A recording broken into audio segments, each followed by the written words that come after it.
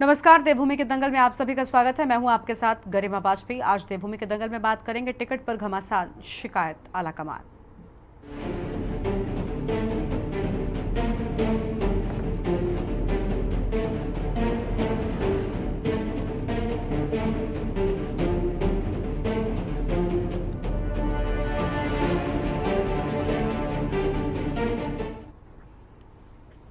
उत्तराखंड की केदारनाथ विधानसभा सीट में होने वाले उपचुनाव की उल्टी गिनती शुरू हो गई है। केदारनाथ में 20 नवंबर को होने वाले मतदान के लिए नामांकन की प्रक्रिया शुरू हो गई है।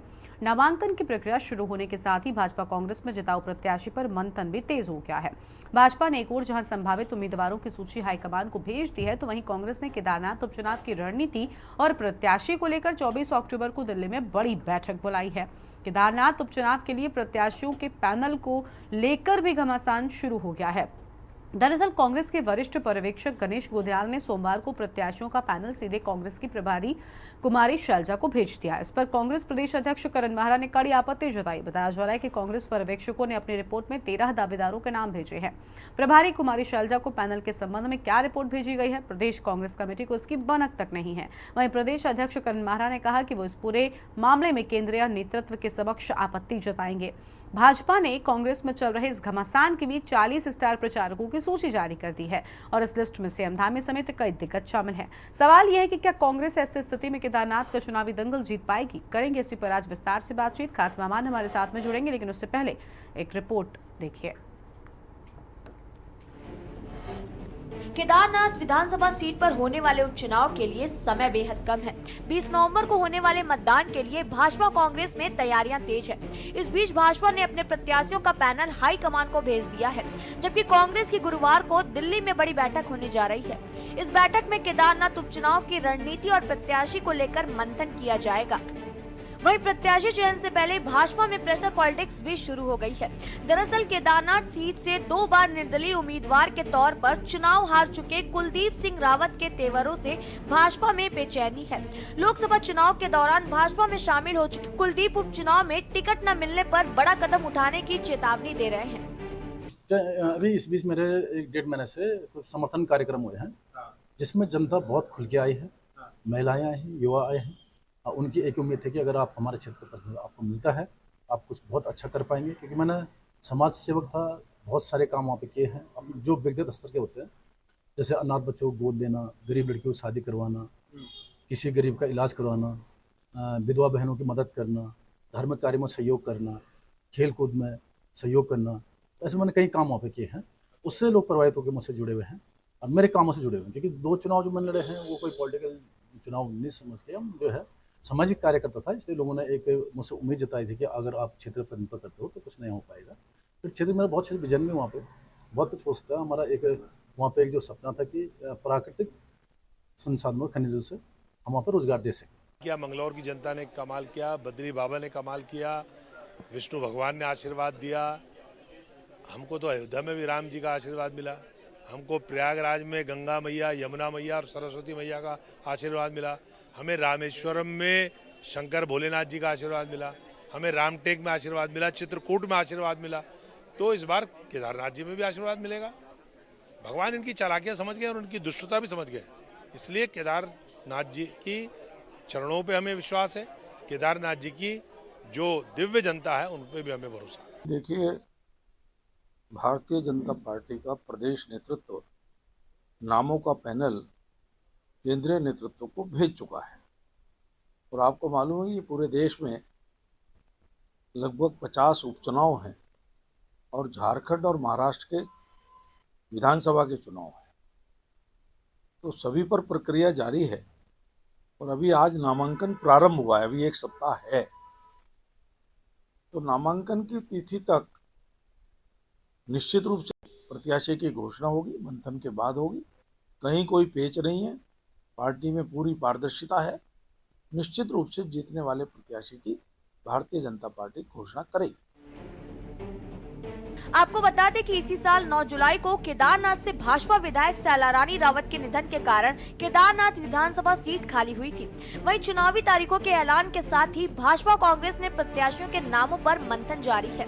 इस बीच कांग्रेस में केदारनाथ उपचुनाव के लिए प्रत्याशियों के पैनल को लेकर घमासान भी शुरू हो गया है। दरअसल कांग्रेस के वरिष्ठ पर्यवेक्षक गणेश गोदियाल ने सोमवार को प्रत्याशियों का पैनल सीधे कांग्रेस की प्रदेश प्रभारी कुमारी सैलजा को भेज दिया था। इस पर कांग्रेस प्रदेश अध्यक्ष करण माहरा ने कड़ी आपत्ति जताई। बताया जा रहा है कि कांग्रेस पर्यवेक्षकों ने अपनी रिपोर्ट में 13 दावेदारों के नाम भेजे हैं। प्रभारी कुमारी सैलजा को पैनल के संबंध में क्या रिपोर्ट भेजी गई है, प्रदेश कांग्रेस कमेटी को इसकी भनक तक नहीं है। कोई परेशानी नहीं है। 12-13 लोगों के नामों पर डिस्कशन चल रहा है और कार्यकर्ताओं से भी बात हुई है। जो हमारे वहाँ सर्वे टीमें गई थी, 3 अलग अलग किस्म की सर्वे हुई हैं, उसमें तीनों की रिपोर्ट्स भी लगभग हमारे पास हैं। उसको वो रिपोर्ट्स का सुझाव जो है वो हाईकमान तक पहुंचाया जाएगा। चूँकि बीजेपी भी अभी अपने टिकट का अनाउंसमेंट नहीं कर रही है और वहाँ भी कैंडिडेट्स हैं और रार चल रही है, तो इन सभी पहलुओं को ध्यान में रखते हुए कांग्रेस भी अपना स्टेप लेगी।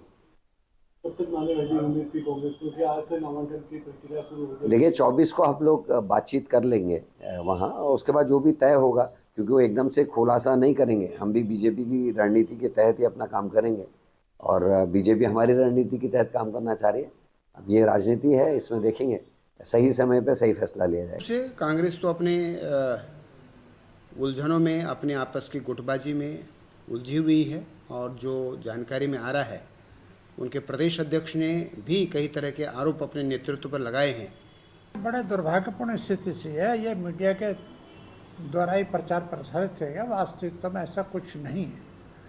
कांग्रेस में चूँकि डेमोक्रेसी ज़्यादा है, हर चीज़ बाहर आ जाती है, हर चीज़ खुली चर्चा होती, खुली किताब की तरह से, इसलिए और मीडिया को बहाना मिल जाता है। तो बहाना मात्र है, कुछ नहीं। पार्टी अनुशासित है। रिपोर्ट ऑब्जर्वर्स की, अल्टीमेटली रिपोर्ट दिल्ली भेजेंगे तो भी अध्यक्ष को आएगा, अध्यक्ष के थ्रू जानी चाहिए जो व्यवस्थाएं हैं, तो वो उसमें कोई सा मामला, सब मामला सॉल्व हो जाएगा। ये तो मीडिया और विपक्ष ने थोड़ा हवा दे दी। विपक्ष के बहुत कमज़ोर है वहाँ, कांग्रेस चुनाव जीतने जा रही है केदारनाथ।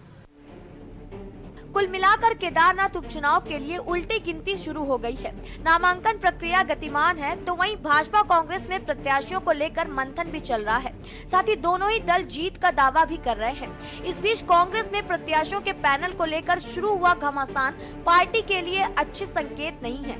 वहीं भाजपा चुनावी तैयारियों के लिहाज से काफी आगे है और अब भाजपा ने 40 स्टार प्रचारकों की बड़ी फौज भी चुनावी मैदान में उतार दी है। देखना होगा केदारनाथ उपचुनाव का परिणाम किसके पक्ष में जाता है। Uttarakhand desk report. देवभूमि के दंगल में आज इसी मुद्दे पर करेंगे विस्तार से बातचीत। खास मेहमानों का पैनल हमारे साथ में जुड़ चुका है। सत्यवीर सिंह चौहान जी हमारे साथ में है, प्रदेश प्रवक्ता भारतीय जनता पार्टी की ओर से। आशीष नौटियाल साहब हमारे साथ में हैं, प्रदेश प्रवक्ता कांग्रेस पार्टी की ओर से। सुमित डंगवाल जी हैं, केंद्रीय प्रवक्ता यूकेडी की ओर से। और रतन मणि ढोभाल जी हमारे साथ में हैं, राजनीतिक विश्लेषक हैं। अपनी चर्चा की हम शुरुआत करेंगे। सबसे पहले सत्यवीर सिंह चौहान और आशीष जी का रुख करते हैं। आशीष जी, आज कांग्रेस पार्टी से शुरुआत कर लेते हैं। आमतौर पर मैं चर्चा सत्ता पक्ष से शुरू करती हूँ, लेकिन क्योंकि फिलहाल असमंजस में स्थिति कांग्रेस की नजर आ रही है, कई सारी दिक्कतें हैं। पहले भी चुनावों में हमने देखा आपसी कलह और गुटबाजी, इसका शिकार रही है कांग्रेस। कई बार बहुत नजदीक तक आई जीत के, लेकिन जीत नहीं पाई। और इस बार भी कुछ ऐसा ही है सर। फैसले में कभी कमेटी को पता है तो कभी प्रदेश अध्यक्ष को नहीं पता है। शीर्ष नेतृत्व कितने फैसले लेगा? प्रदेश में मजबूत कांग्रेस शायद इसी वजह से नहीं हो पा रही क्योंकि जो नेतृत्व है वो मजबूत नहीं है प्रदेश का। देखिए गरिमा जी, कांग्रेस पार्टी पूरी मजबूती के साथ चुनाव लड़ेगी और इस बात से ये नहीं होता कि मजबूत नहीं है। अगर पर्यवेक्षक ने अगर नाम ऊपर भेजा तो इससे ये फर्क नहीं, ये बात का कोई मतलब नहीं है कि हम मजबूत नहीं है। अच्छा। हम मजबूत हैं तभी तो उन्होंने नाम भी भेजा है और वहाँ पे एक बैठक भी होने वाली है जिसमें सब मिलकर कामों का तय करेंगे कि किसको टिकट मिलना चाहिए। कुछ चीजें गोपनीय होती हैं, उसे गोपनीय रखा जाता है, तो निश्चित ही वो चीज को गोपनीय रखते हुए अगर वहां पर उस पर चर्चा हो तो मुझे नहीं लगता कि इससे कांग्रेस पार्टी कोई कमजोर हो रही है। कांग्रेस पूरी मजबूती के साथ चुनाव लड़ेगी और वहां पर हमारे जो पर्यवेक्षक हैं उन्होंने जो भी अपना वहां देखा और जो पूछा है लोगों से, तो मुझे लगता है उसके हिसाब से तो बनाई और वो रिपोर्ट आगे जाएगी। ठीक है सर, लेकिन आशीष जी आप जो कह रहे हैं कि इतने कहने मात्र से या इतने एक्शन से ये साबित नहीं होता कि आप मजबूत नहीं है। क्यों नहीं होता सर? एक प्रोसीजर होता है, इस एक आपके एक्शन से कितनी सारी चीजें निकलकर सामने आ रही हैं। क्या इस बात को कांग्रेस को विचार नहीं करना चाहिए? पार्टी में अनुशासन होता है, बीजेपी इस चीज के लिए जानी जाती है कि कोई भी नियम नहीं टूट सकते। एक प्रोसीजर होता है कि ये प्रक्रिया कैसे आगे बढ़ेगी। अगर नाम जाने हैं शीर्ष नेतृत्व को भी तो कौन देगा, किसकी जिम्मेदारी है? क्या ये सब कांग्रेस में नहीं होता? और अगर नहीं होता तो क्या यही वजह है कि कांग्रेस में गुटबाजी होती है? सर गुटबाजी तो रही है, टीवी पर बैठकर आपकी पार्टी के प्रवक्ताओं ने स्वीकार किया है कि हाँ हम इस वजह से कई बार हारे, कई बार इस वजह से हम पीछे हुए। तो उसका इलाज क्यों नहीं किया जाता? वो समस्या सुधारी क्यों नहीं जाती? देखिए गरिमा जी, प्रभारी जी ने नियुक्ति करी थी माननीय गणेश गोदियाल जी की, वो भी हमारे पूर्व अध्यक्ष रह चुके हैं, और उन्हें लगा होगा कि भाई जब उन्होंने नियुक्ति करी है, डायरेक्ट ऊपर से नियुक्ति हुई है, तो मैं डायरेक्ट इसको रिपोर्ट को आगे भेज देता हूँ। तो उस आधार पर रिपोर्ट जाने से कांग्रेस का कमजोर होती है। कैंडिडेट तो उनमें से कोई एक चुना जाना है, जो कैंडिडेट हमारे हैं उनमें से कोई एक चुना जाना है। तो मुझे नहीं लगता कि कांग्रेस को इससे मजबूती से कोई फर्क पड़ता है। निश्चित जनता विकास के नाम पर वोट देगी, जनता देखेगी केदारनाथ के अंदर जो भारतीय जनता पार्टी ने जो हाल किया, भगवान को भी ठगने का काम किया, सोना चोरी की, तो हर चीज का जवाब जनता देगी और वोट तो जनता को देना है और निश्चित कांग्रेस प्रत्याशी को ही देना है। और जो भी माननीय गणेश गोदियाल जी ने भी जो नाम भेजे हैं वो किसी ना किसी कांग्रेस प्रत्याशी का नाम आएगा और कांग्रेस प्रत्याशी को ही वोट मिलेगा और वो चुनाव जीतेगा। ठीक है, सत्यवीर जी का रुख कर लेते हैं। सत्यवीर जी, ये क्या चल रहा है? कांग्रेस कह रही है कि हम तो मजबूत हैं, आज आप बिल्कुल सेफ साइड बैठे हुए हैं। गरिमा जी, भारतीय जनता पार्टी तो चाहे जनसंघ हो चाहे भारतीय जनता पार्टी का उदय होना हो, एक बहुत ही अनुशासित पार्टी है और मूल्यों और सिद्धांतों पर चलने वाली पार्टी है। हमारे यहाँ भी नाम गए गरिमा जी, कोई हेडलाइन नहीं बनी, ना न्यूज चैनल में बनी, ना प्रिंट मीडिया में बनी कि भारतीय जनता पार्टी की प्रदेश अध्यक्ष ने अलग लिस्ट भेजी है या प्रभारी ने अलग लिस्ट भेजी है, सह प्रभारी ने अलग लिस्ट भेजी है, भारतीय जनता पार्टी के उस नेता ने अलग लिस्ट भेजी है। ये तो कहीं आपको कहीं सुनने को नहीं मिला, ना देखने को मिला। चर्चा तो कांग्रेस के ऊपर ही है। गणेश गोदियाल जी अपनी लिस्ट बना के बैठे हैं, इनके प्रदेश अध्यक्ष करण मेहरा जी अपनी लिस्ट बना के बैठे हैं, प्रदेश प्रभारी शैलजा जी अपनी लिस्ट बना के बैठी है, हरीश रावत जी के भी अपनी लिस्ट बना के बैठी है, और हरक सिंह रावत तो तमाम बयान उनके देख ही रहे होंगे आप चर्चाओं में किस प्रकार से घूम रहे हैं। तो कुल मिलाकर यह है कि जिस पार्टी के अंदर अनुशासन नहीं होता है, जिस पार्टी के अंदर कार्यकर्ताओं की पूछ नहीं होती है, अपने आप में नेता बने घूमते हैं, तभी इस प्रकार की स्थितियां उत्पन्न होती है। और वैसे इनके परिवार का मामला है, मगर जनता ये देखती है क्योंकि राजनीतिक सहपाठी है वो हमारे कांग्रेस अगर देखा जाए, और हम भारतीय जनता पार्टी का आप देख लीजिए अभी कार्यकर्ता किस प्रकार से वहां पर लगा हुआ है, लोगों के साथ लगा हुआ है। हमारे लिए बहुत दुखद था कि जब हमारी पार्टी की विधायिका शैला रानी जी का देवासान होता है, हमारे लिए बहुत बड़ा झटका था कि हमारी एक ऊर्जावान विधायक को हमने खोया। फिर भी हमने आदरणीय मुख्यमंत्री जी ने कहा है कि उस विधानसभा को मैं जब तक विधायक नहीं मिल जाता यहाँ के विधायक के रूप में काम करूंगा। उन्होंने तमाम वो कार्य जो बहुत ही आवश्यक थे उन कार्यों की उन्होंने वहां पे घोषणा भी करी है, और भारतीय जनता पार्टी जो घोषणा करती है उसको धरातल पर उतारती है, और चाहे उसका शिलान्यास हो चाहे उद्घाटन हो, वो भारतीय जनता पार्टी ही करती है जब उसकी घोषणा भी करती है। और अभी तो आपको ड्रामा देखने को और मिलेगा, क्योंकि तमाम लोग घूम रहे हैं इस समय कांग्रेस के बाजार में, जो सोच रहे हैं कि टिकट मिल जाए तो कुछ हासिल हो जाए, मगर हासिल कुछ नहीं होने वाला। केदारनाथ की जनता बहुत ही जागरूक है।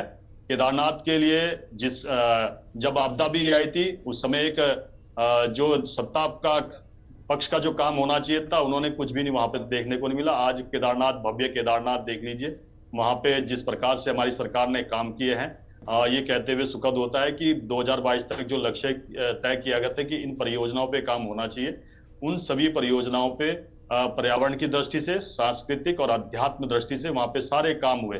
और अभी जो 188 करोड़ की लागत से जो काम भी हो रहे हैं वो बहुत तीव्र गति से हो रहे हैं।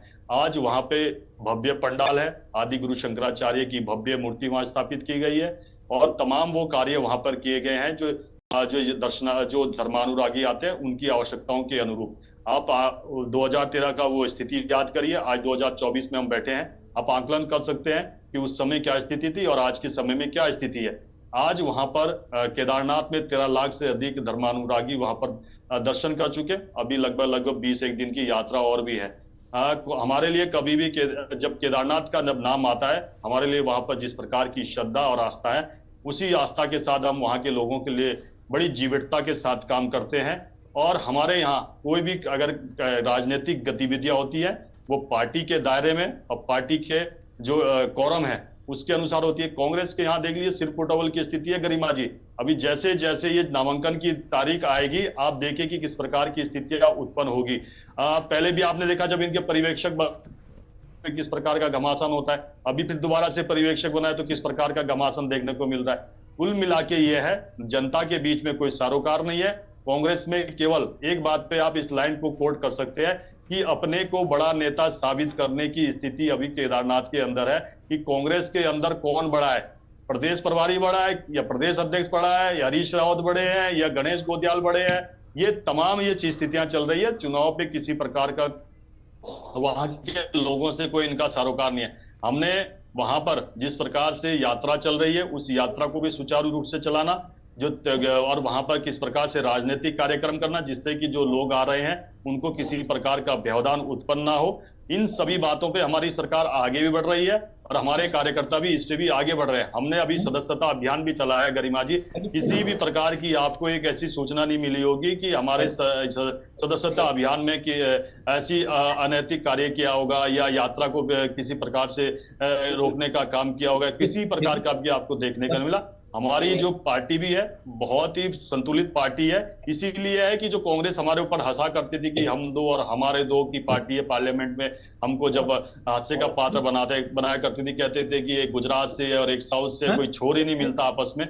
मगर छोर ऐसा मिला कि आज भारतीय जनता पार्टी चाहे केंद्र में हो चाहे अन्य राज्यों में, 15 राज्यों से अधिक राज्यों में हमारी सरकार है। केंद्र में 3 बार ऐसी सरकार बने हैं जो गैर कांग्रेसी सरकार है और 3 बार प्रधानमंत्री देने का हमने पूर्ण बहुमत में देने का भी हमने काम किया है। ये हमारी वो आदर्श की नीतियां हैं जो ये स्थापित करती है। और केदारनाथ मुझे पूर्ण विश्वास है, हमारी पार्टी के कार्यकर्ताओं में पूर्ण विश्वास है वो एक हमें महाविजय दिलाएंगे और कांग्रेस का जो भ्रम है वो टूटेगा। क्योंकि हरियाणा का चुनाव भी गरिमा जी अभी आपने संपन्न होते हुए देखा। उन्होंने कहा था कि इसकी शुरुआत बद्रीनाथ से और मंगलौर से हुई है, हरियाणा में उसका एक और आपको उदाहरण के तौर पर देखा जाएगा। आपने देखा कि हरियाणा की महान जनता ने इनके जो झूठे वादे थे, छल कपट की जो नीतियां थी, छद्म युद्ध का जो इनका प्रोपोगंडा था वो तो सारा का सारा वहां ध्वस्त हो गया।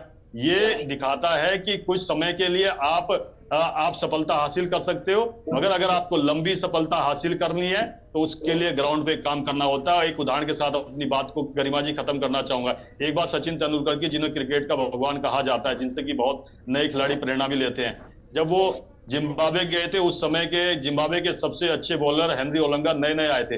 उन्होंने सचिन को पहले ही मैच में उनको क्लीन बोल्ड कर दिया वाई पीटली उन्होंने पूरे विश्व में कि सचिन जैसे महान बल्लेबाज को एक नए बॉलर ने क्लीन बोल्ड कर दिया। मगर उसके बाद देखिए कि अगले मैच के बाद किस प्रकार से उनके पूरे कैरियर को सचिन तेंदुलकर ने तबाह कर दिया, क्योंकि उनका बेसिक क्लियर था। और भारतीय जनता पार्टी का भी लोगों के बीच में काम करने का बेसिक क्लियर है। और कांग्रेस का जो बेसिक केवल चुनाव के समय आता है, केवल 15 दिन के लिए थैला उठाते हैं, उसमें भी आपस में इनके जिस प्रकार की सिर्फ फुटबॉल होती है, एक दूसरे को नीचा और ऊंचा दिखाने की कोशिश होती है। और दिल्ली से उत्तराखंड की दौड़, उत्तराखंड से दिल्ली की दौड़, यही लगा रहता है। जनता के बीच में तो नहीं है। हम तो अभी भी जनता के बीच में है, हमारे तमाम कार्यकर्ता वहां पे लगे हुए हैं, तमाम मुख्यमंत्री वहां। अच्छा, आप इस समय बरसात का मौसम अभी खत्म हुआ है गरिमा जी, मैं थोड़ा सा समय लेना चाहूंगा। वहां केदारनाथ आपदा आती है, इनकी तथाकथित यात्रा चलती है, उसमें इनको सहयोग ना करते, ये सहयोग वहां पे सहयोग ना करिए, बल्कि जो राहत कैंप थे, जो जहां भंडारे लग रहे थे, उस कैंपों में धावा बोलने का काम किया। वो वीडियो ऑडियो तो आपने चलाया, हमने तो चलाया नहीं कि भाई उनके करण मेहरा को उसमें धावा देने का काम कर रहे थे प्रदेश अध्यक्ष, वहां से उनको किस प्रकार से भगाया गया। हमारी सरकार ने आदरणीय मुख्यमंत्री को जैसी सूचना होती है, सूर्य की पहली किरण निकलते ही वो वहां पर पहुंचते हैं और वहां पर पहले से ही हमारी टीमें सारी, जब से यात्रा शुरू हुई, एसडीआरएफ, एनडीआरएफ, डीडीआरएफ, स्थानीय जिला प्रशासन, स्थानीय आपदा प्रशासन पहले से ही काम कर रहा था। इसीलिए यात्रा इतने जल्दी सुचारू रूप से चल पाई और अभी लगातार चल रही है। अभी कल ही मेरे साथीगण वहां से आए कि इतना हुजूम उमड़ रहा है इस समय यात्रा का, ये लगता नहीं है कि आपदा भी आई थी।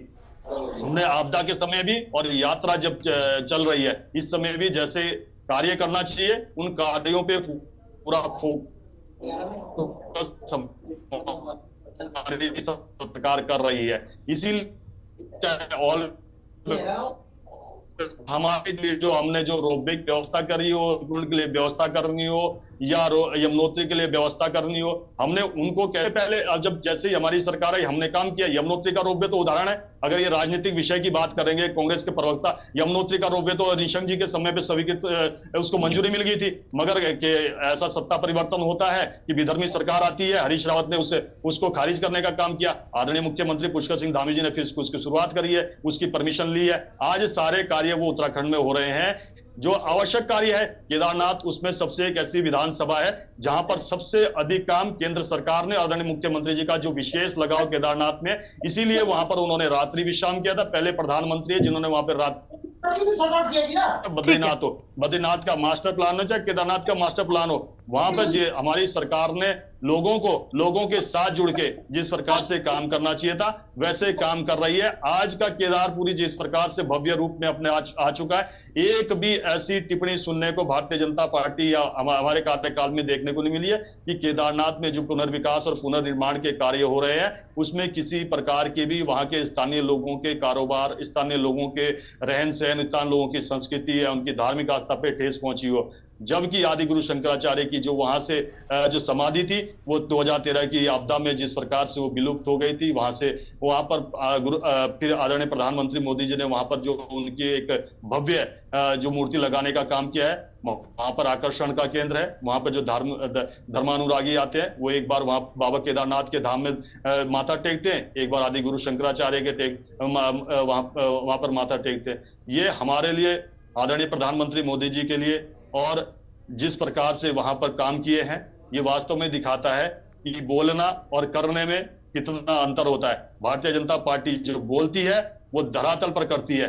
आज वो तमाम कार्य केदारनाथ में हो रहे हैं जो 2013 में होने चाहिए थे और वो सारी आवश्यकताओं की पूर्ति हमारी सरकार कर रही है। एक मैं आपको बताना चाहता हूं कि हमारे समय पे कोविड जैसे काल भी आता है, तब भी हमने केदारनाथ की यात्रा को बड़े सुचारू रूप से चलाने का काम किया। हमने उन परिस्थितियों में भी उन सभी मानकों का जो सरकार ने तय किए थे, उन मानकों को तय करते हुए कि 4 धामों की यात्रा बाधित ना हो।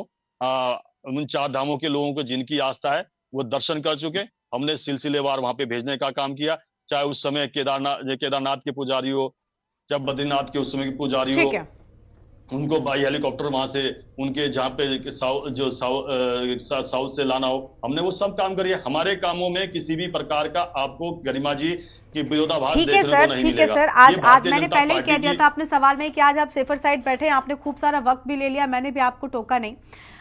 लेकिन देखिए अभी इंतजार इस चीज का है ना कि कांग्रेस कितनी टक्कर देगी, किस तरीके से मजबूत होगी, क्योंकि ठीक है उनकी आपसी अंतर कलह थी कहीं ना कहीं सीटों को लेकर। अब फिलहाल किस तरीके से वो उसे सुलझाते हैं इस पर आगे विस्तार से चर्चा करेंगे। छोटे से ब्रेक के लिए यहाँ पर रुकते हैं। ब्रेक के बाद देवभूमि के दंगल में आप सभी का स्वागत है। हम बात कर रहे हैं कांग्रेस के बीच मचे घमासान को लेकर। खास मेहमानों का पैनल हमारे साथ में लगातार बना हुआ है, उनका रुख कर लेते हैं। हमारे साथ में देवचंद्र उत्तराखंडी जी जुड़ चुके हैं और इसके साथ ही रतनमणि ढोभाल जी भी हमारे साथ में है, राजनीतिक विश्लेषक है, और उनका रुख कर लेते हैं। सबसे पहले रतनमणि जी का रुख करेंगे, काफी देर से हमारे साथ में जुड़े हुए। रतनमणि जी, कांग्रेस के बीच में गुटबाजी हम पहले भी चुनावों में देखते आए हैं और इस बार के चुनाव में भी कहीं ना कहीं कांग्रेस उसी मझधार में फंसी हुई नजर आ रही है। आपको क्या लग रहा है इन चुनावों में कांग्रेस इस मझधार को कैसे पार करेगी? क्योंकि अलग अलग गुट हैं, कितने सारे तो खुद सत्यवीर जी ने गिना दिए हैं और बाकी हम सब देख रहे हैं कि इसके पहले भी चुनावों में कांग्रेस का कुछ यही हाल हुआ करता था। अब सीट को लेकर किस तरीके से जो संशय है वो खत्म होगा, कैसे प्रत्याशी का चयन होगा, क्या लग रहा है? कांग्रेस क्या इस भंवर से निकल पाएगी? गरिमा जी, कांग्रेस में तो ये समस्या बहुत लंबे समय से चली आ रही है और उसका मैं ये समझता हूँ कि जब राजनीतिक रूप से जो नेतृत्व कमजोर होता है, ऊपर से तो गुटबाजी और ज्यादा होती है क्योंकि किसी का नियंत्रण नहीं रहता है उस पर। और फिर सब जितने नेता हैं उतने फिर कांग्रेस हो जाती हैं, तो वो अपने अपने हिसाब से काम करते हैं। लेकिन ये खाली इतने कहने से और इसी से बात नहीं है।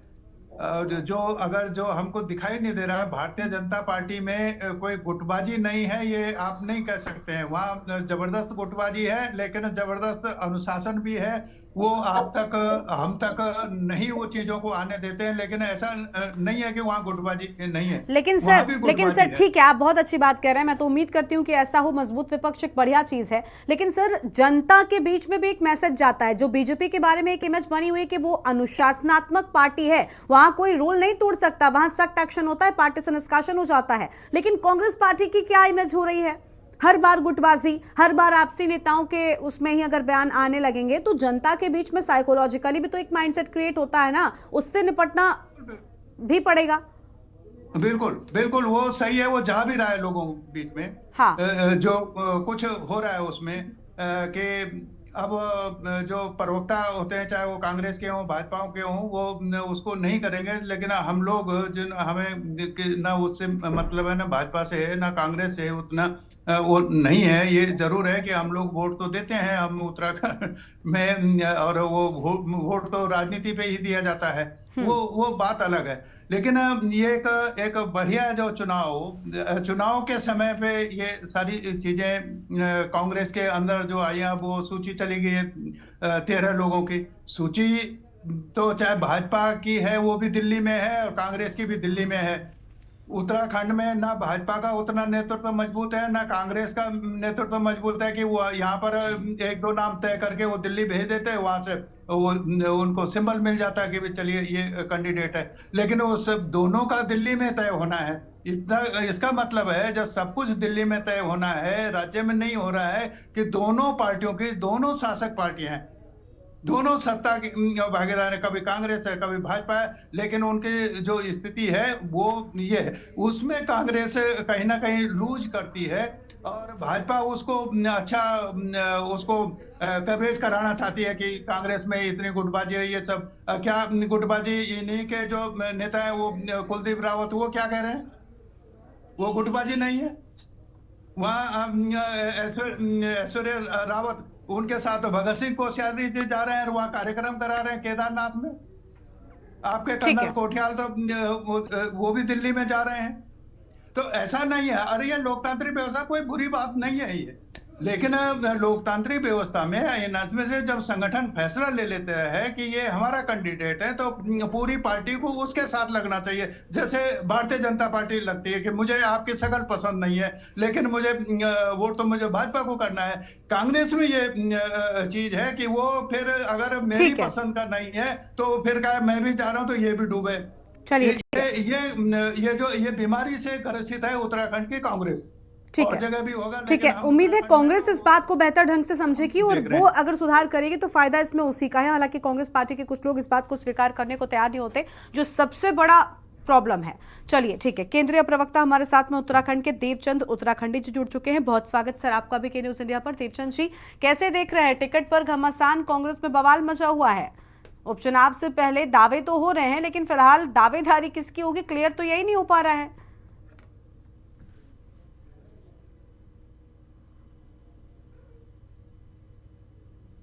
अनम्यूट कीजिए सर, आपकी आवाज नहीं आ रही, पहले अनम्यूट कीजिए फिर बोलिए।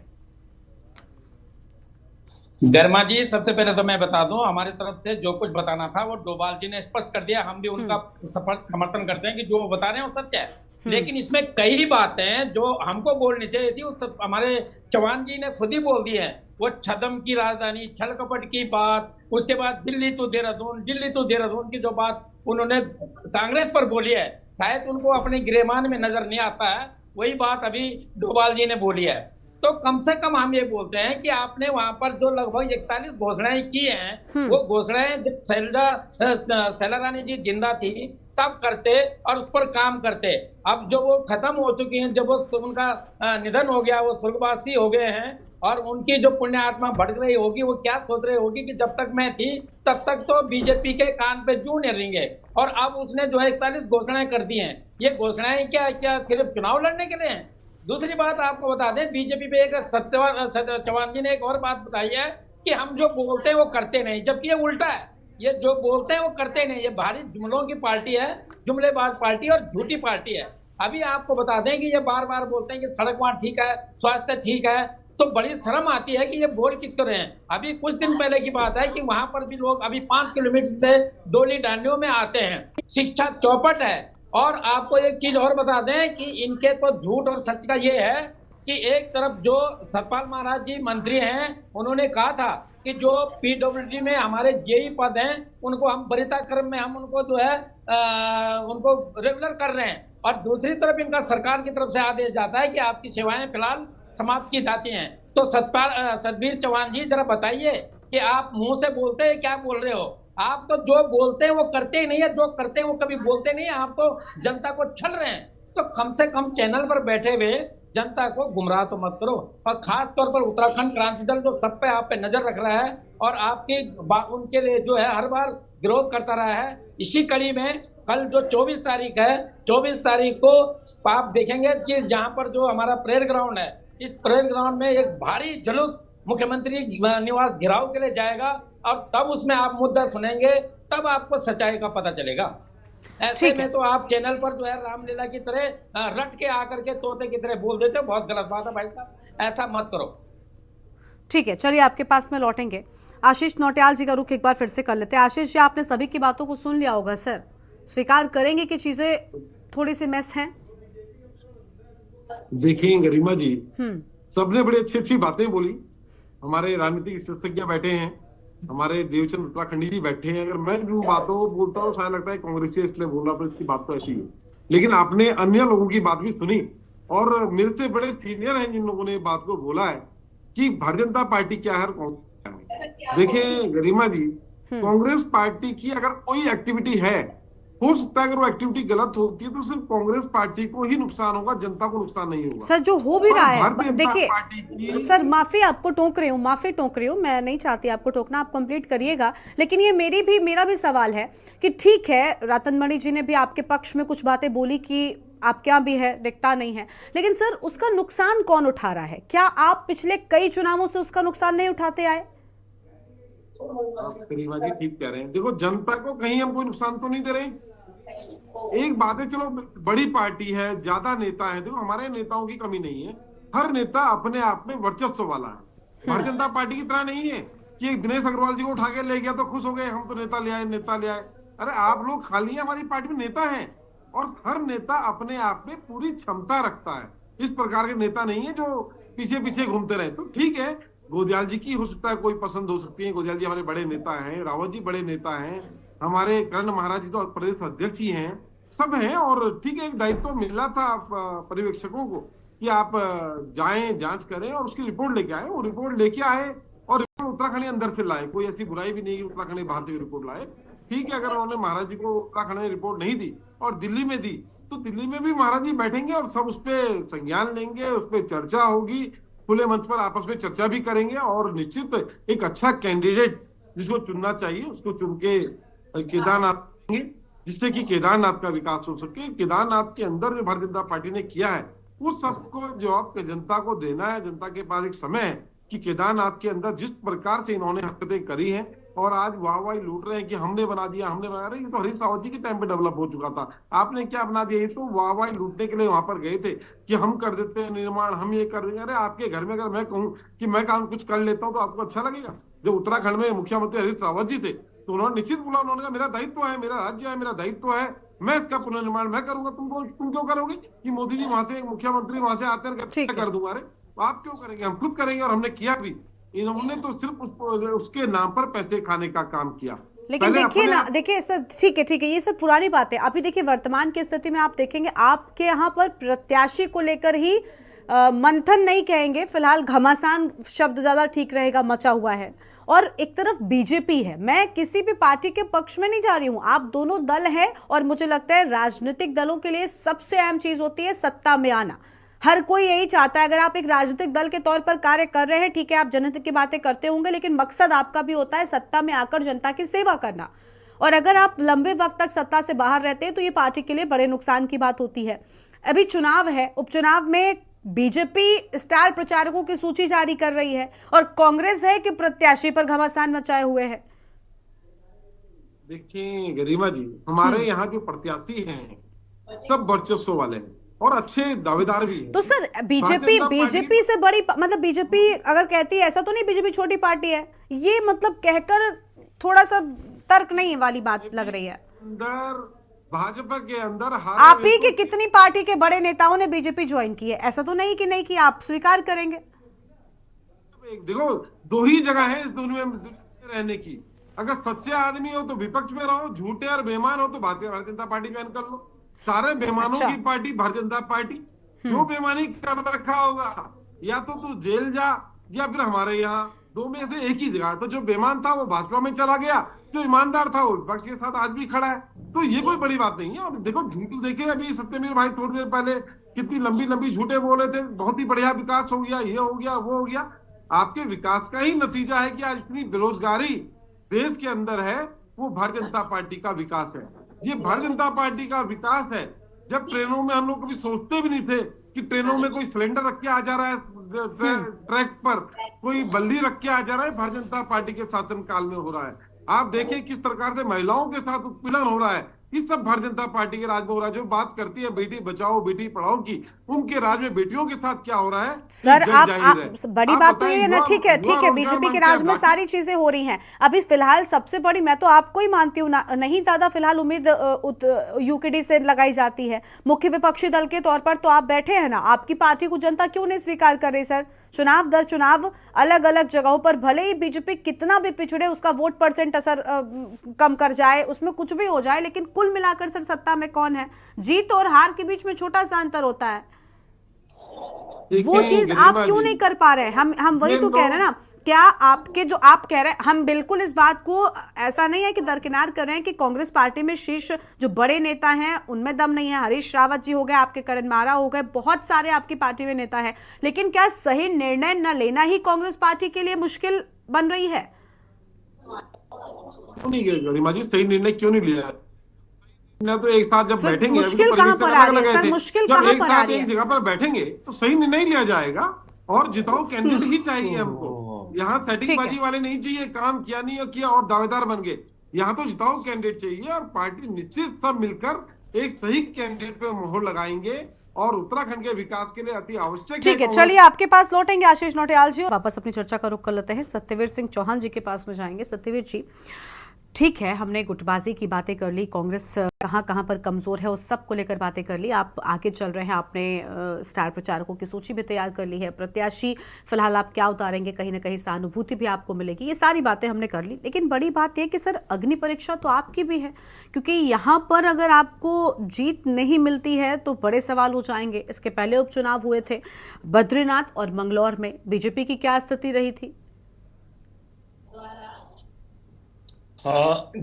गरिमा जी, जब बद्रीनाथ और ये मंगलौर के उपचुनाव के जब परिणाम सामने आए, भारतीय जनता पार्टी तो हर करती है। जब 2022 के चुनाव 22 के चुनाव विधानसभा के हुए, उसके बाद भी समीक्षा की थी। उसका परिणाम है कि 2024 में उससे अच्छे बेहतर परिणाम मिले। हमारी 47 सीट पे सर बिल्कुल लगी हुई सीट है। अगर वो उसके बाद हमारी 62 से अधिक सीटें आई है। और ये भी कहा गया कि भाई ये दो चुनाव है, ये विपक्ष के लिए और भारतीय जनता पार्टी के लिए सबक है। तो हम अगर ये इसी विषय में अगर जाना चाहते हैं तो बात मैं कहता हूं कि हमारे लिए सबक अगर मानते हो आप, तो आप देख लीजिए कि हमने के हरियाणा में किस प्रकार से तीसरी सरकार बनाई है। ठीक है और जी गरिमा। हाँ, लेकिन सर ये इतना कॉन्फिडेंस बीजेपी भी, क्योंकि इस सीट पर ऐसा तो नहीं अभी बिल्कुल लगी हुई सीटों पर, दोनों ही सीटों पर आपको हार मिली, तो अग्नि परीक्षा तो यहाँ पर है। तो पूरी तरीके से ये कह देना कि उनके ही पक्ष में सारी नेगेटिव चीजें जाएंगी, ये कैसे सही हो जाएगा सर? ठीक है, वो उनकी पार्टी की अंतर्कलह हो सकती है, हम ये नहीं कह रहे कि उनकी पार्टी में सब कुछ ठीक है, हमने उस पर खूब चर्चा की, लेकिन कहीं ना कहीं बाकी के चुनावों में भी हमने देखा, इसके पहले आपके जो चुनाव हुए थे, भले ही वो सत्ता में नहीं आए, कई सीटों पर उनका जो वोट परसेंटेज था वो बढ़ा था। ऐसा नहीं है कि बीजेपी हर जगह पर एकदम क्लीन स्वीप करती चली गई थी। किसी भी चुनाव में आप देख लें तो नुकसान तो बीजेपी ने भी उठाया है ना। गरिमा जी, कुल मिला के उत्तराखंड में विधानसभा के अभी तक के 4 उपचुनाव हो चुके हैं। बद्रीनाथ, मंगलौर, चंपावत और बागेश्वर में भी हमको भारतीय जनता पार्टी ने विजय हासिल करी। चंपावत में तो ऐतिहासिक विजय हासिल करी, आज तक किसी को भी किसी विधानसभा इस पर इतना वोट परसेंट नहीं मिला। और वहां पे पहली बार ऐसा हुआ कि कांग्रेस के किसी विधायक की जमानत भी जब्त हुई है। तो संपूर्ण रूप से अगर देखा जाए, तो अगर विश्लेषण किया जाए, भारतीय जनता पार्टी ने मंगलौर में भी अपना, जहां पर जमानत होती थी, वहां पे अपना वोट शेयर बढ़ाया। मात्र 421 वोटों से हमें इस प्रकार के परिणाम देखने को मिले। हम 2 से चले थे, हमने जो यात्रा तय करी है, उस यात्रा में हमने भारत की जनता को साथ में लेते हुए उनके सरोकारों का ध्यान में रखते हुए, लेकिन देखिए ये नतीजे बहुत अहम है, ये नतीजे बहुत अहम है। उपचुनावों में हार, भारतीय जनता पार्टी बड़े विश्वास के साथ ये कहती है। चलिए ठीक है, आपके पास में लौटेंगे। रतन मणि जी का रुख कर लेते हैं। रतन मणि जी, उपचुनाव में जो नतीजे थे वो हैरान कर गए थे, क्योंकि इसके पहले हमने देखा था, चाहे लोकसभा का चुनाव हो या विधानसभा का चुनाव हो, बीजेपी मजबूत थी, लेकिन कहीं ना कहीं उपचुनावों में दोनों ही सीटों पर हार मिलने से एक बड़ा झटका भी लगा था। और उसका क्या असर इस वाले उपचुनाव पर नहीं पड़ेगा, या सिंपैथी ज्यादा जाएगी इनकी ओर? गरिमा जी, ये जाहिर है, लेकिन वो अगर लोकसभा का भी आप मत प्रतिशत देखें और उससे पहले का आप तुलना करेंगे, तो बीजेपी का मत प्रतिशत भी गिरा है। बस है कि 5 सीटें वो जीते हैं, और हमने तो बधाई दी थी उनको, कोई नहीं, तो जीत तो जीती है, लेकिन जो वोटों का प्रतिशत है वो भी उनका कम हुआ था। और ये बद्रीनाथ विधानसभा में, उसमें भी उनका मत प्रतिशत बहुत कम हुआ है। और यहाँ इसके बावजूद मैं ये कहना चाह रहा हूँ कि भारतीय जनता पार्टी संसाधन संपन्न पार्टी है, वो सत्ता में है, और सारे ताम झाम सब कुछ है उनके पास। एक कार्यकर्ताओं की एक टीम भी है, जो उस पर तब कैंडिडेट कोई भी आ जाए, वो भाजपा के लिए वो काम करेंगे। वो समर्पित जो लोग हैं, वो तो सवाल उस पर तो कोई दो बात नहीं है। लेकिन मैं ये कहना चाह रहा हूँ कि केदारनाथ विधानसभा में कुछ ऐसे सवाल भी हैं जिनका जवाब भारतीय जनता पार्टी को देना होगा। बिल्कुल, यानी देखिए उसमें बहुत सारी चीजें होती है। जब चुनाव होता है तो राजनीतिक पार्टियां अपनी कुछ भी बातें कह ले, लेकिन जातिगत समीकरण, स्थानीय मुद्दे, ये सारी चीजें बहुत मैटर करती हैं, और इनको पूरा कर पाने में इन सारी चीजों पर क्या खरी उतरी है बीजेपी, ये बहुत अहम होगा। चलिए ठीक है, देवचंद्र उत्तराखंडी जी का एक बार फिर से रुख कर लेते हैं। देवचंद जी, क्या लग रहा है आपको, बीजेपी के लिए भी मुश्किल है? कांग्रेस पर हमने खूब चर्चा कर ली, बीजेपी कैसे इन सब चीजों से बाहर निकलेगी? क्योंकि उपचुनाव वाली हार का डर तो अभी भी है, और इसका भी एक मैसेज केदारनाथ में भी गया होगा। बिल्कुल लगी सीटें हैं इस बार जो है, बीजेपी और कांग्रेस दोनों के लिए मुसीबत बन सकती है, और उत्तराखंड क्रांति दल निरंतर अपना कार्य कर रही है। दूसरी बात, एक चीज आपने देखा होगा, दोनों पार्टी बार बार बोलती है जिताओ कैंडिडेट, जिताओ कैंडिडेट, लेकिन उत्तराखंड क्रांति दल एकमात्र ऐसा पार्टी है जो जिताओ कैंडिडेट न बोलकर सिर्फ ये कैंडिडेट बोलती है कि जो जनता की सेवा करे। वो अलग बात है कि जनता ने अभी तक हमको ये आशीर्वाद नहीं दिया, और जिस दिन वो ये आशीर्वाद दे देगी उस दिन हम जनता को कर दिखाएंगे कि हमारा जिताओ कैंडिडेट नहीं है, और इनका तरह बिकाऊ कैंडिडेट नहीं, बल्कि एक जनता की सेवा करने वाला कैंडिडेट हमारे पास होगा। और अभी भी हमारा कार्य उस पर चल रहा है। हमने एक समिति बनाई हुई है, समिति वहां जाकर कैंडिडेट को चुनेगी, और निस्संदेह इस बार बीजेपी और कांग्रेस के लिए, दोनों के लिए वहां पर इस बार समीकरण अपने आप में सोचने के लिए मजबूर कर देंगे। और बाकी मैं आपके चैनल के माध्यम से कल होने वाली हमारी जो उत्तराखंड की जो अस्थायी राजधानी देहरादून में कल परेड ग्राउंड से टांडो रैली जब होगी, तब वो असली मुद्दों पर सारी जनता और उत्तराखंड की पूरी जनता इस बात पर समझ जाएगी। ठीक है, उत्तराखंड की जनता आप देखिए क्या समझती है, देखना बहुत अहम होगा। ठीक है, बहुत शुक्रिया आप सभी मेहमानों का हमारे साथ जुड़ने के लिए और चर्चा में आने के लिए। फिलहाल उपचुनाव की जो बयार है वो काफी तेज हो गई है, लेकिन कांग्रेस में रार के बाद कई सारे सवाल उठने लगे हैं कि आखिर कांग्रेस इस गुटबाजी से एक बार फिर से कैसे पार पाएगी। हालांकि 2 सीटों पर उपचुनाव में बीजेपी की हार हुई थी, जिसके बाद बीजेपी के लिए भी अग्नि परीक्षा से कम नहीं है केदारनाथ उपचुनाव में जीत हासिल करना। अब बीजेपी भी किस तरह, क्या शैलारानी की बेटी कोई प्रत्याशी बनाती है, उनके परिवार से किसी को प्रत्याशी बनाती है, फिलहाल इस पर लगातार संशय बरकरार है। लेकिन कांग्रेस पार्टी की गुटबाजी ने कई सारे सवाल खड़े कर दिए हैं। देवभूमि के दंगल में इतना ही। आप देखते रहिए न्यूज़ इंडिया। नमस्कार।